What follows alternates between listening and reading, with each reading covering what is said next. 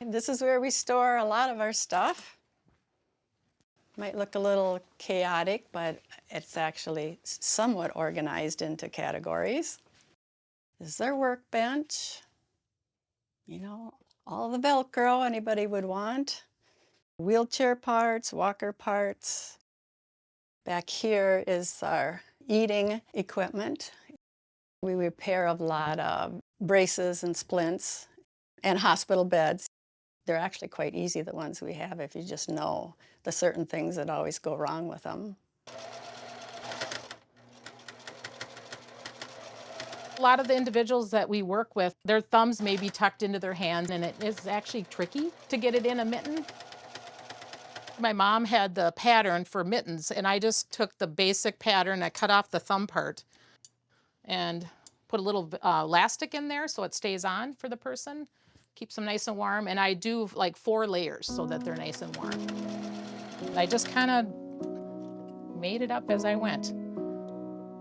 What you're trying to do in therapy is help somebody be more independent, so you're always going to have that problem solving. Yeah, no matter what your setting is, I think.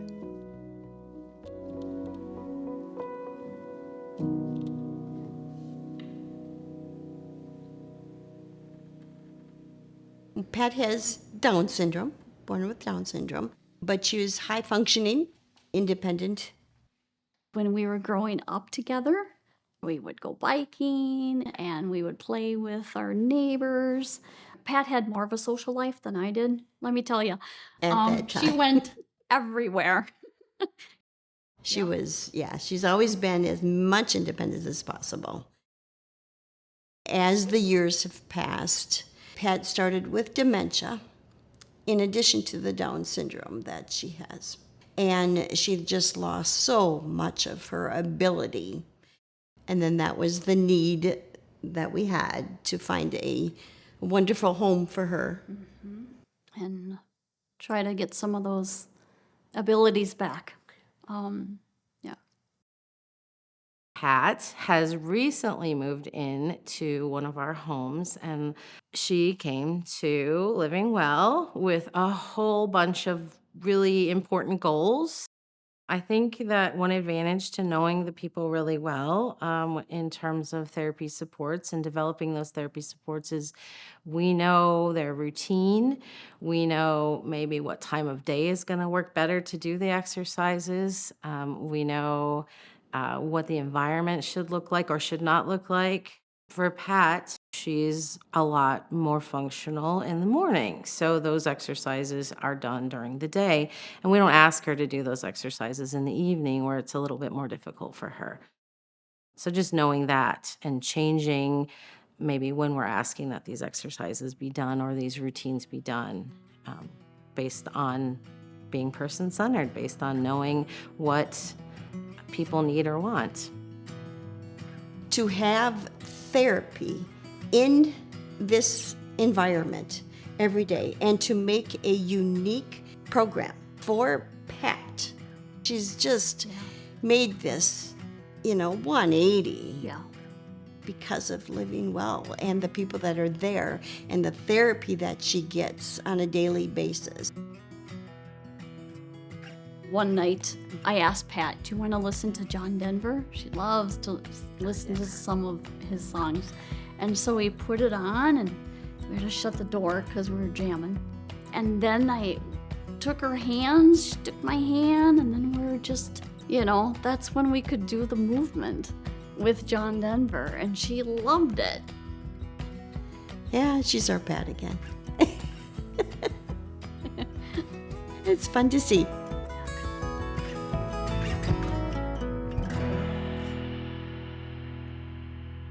What the therapy department generally does is it provides a layer of confidence for people.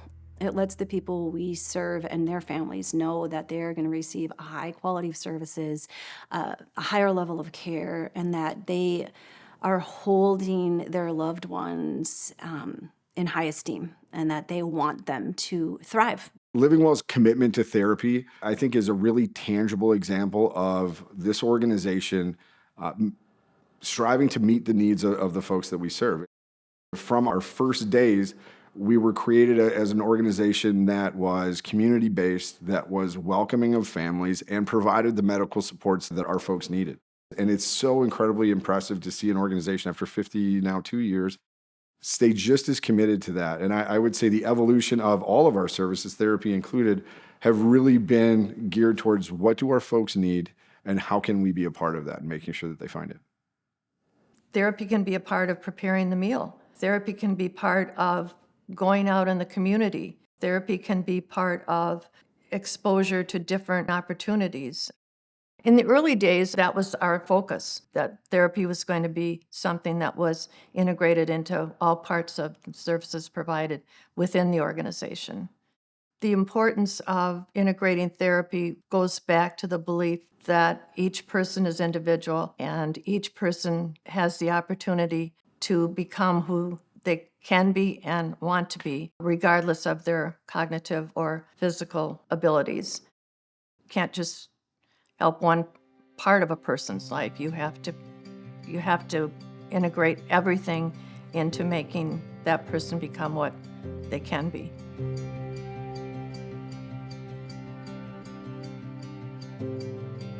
Well, when I first started working with Krista, which has been since I started, Krista had a lot of abilities. She had the ability to propel her wheelchair with her left arm, feed herself with her left hand.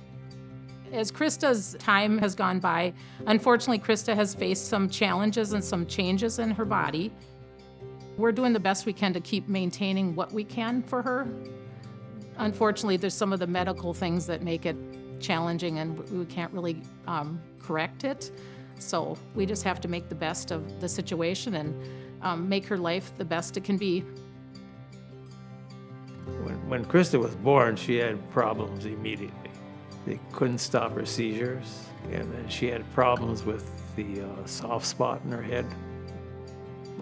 I had very little glimpse into handicap, and all of a sudden, there you are.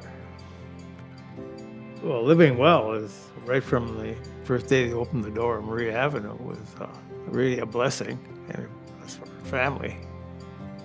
You know, if she's being taken care of, as well as she can be taken care of. Yeah, I don't know. Quality of life, whereas, Krista and myself. So. As people are aging, we're facing changes that we've never faced before because many of them are living longer than they were expected to live. They're facing diseases such as cancer, osteoporosis, dementia, and so we're constantly challenged with new things that come our way. I really feel that we are really an important element to the person's life because everybody's involved. Nursing's involved, program staff, families, everybody's, trying to find the best way to face the challenges as people age. But I think it's just really important as they're aging to have therapy in their life.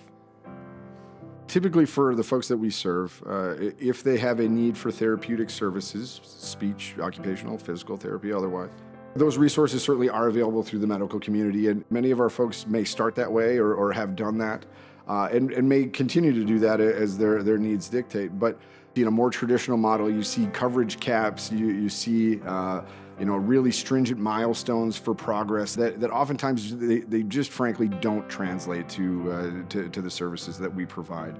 A more non-traditional model, really a relationship-based approach to therapy is really what we've learned our folks want and need.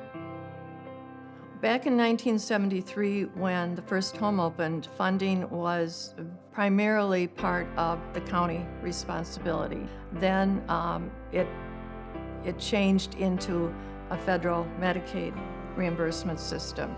And each time the funding system was modified, therapy was always at a risk. The organization in the early years had to initiate and start reaching out to the community for help. And the generosity of the community was what made it happen. And I believe it still does. When someone is asked what is therapy, the immediate response would be, well, it's physical therapy, moving your arms and legs, or it's occupational therapy, learning how to use an adaptive device. That was not the definition of therapy that the organization embraced early on. It was, here's how we're going to help you learn and become who you can be by embracing your medical needs with your physical lifestyle and what you like, what your emotional needs are. And that's very different than the medical model of therapy as we probably all think of. Therapy at Living Well, what we do would be being involved in helping people be as independent as they're able to be and achieve any goals they have. Living Well's model of therapy is basically do what you need to do what needs to be done. We try to provide services that people can benefit from, so we'll just do whatever seems to be most beneficial for someone. Well, I guess what motivates me most working at Living Well is just making a difference in their lives and making that impact so that they have as much choice in their life as possible. After 3 decades of working at Living Well and seeing the progress that people have made, I think the therapy that they get and what they're able to do independently gives them gratitude and joy. I'm just always wanting to make a difference and make their day better.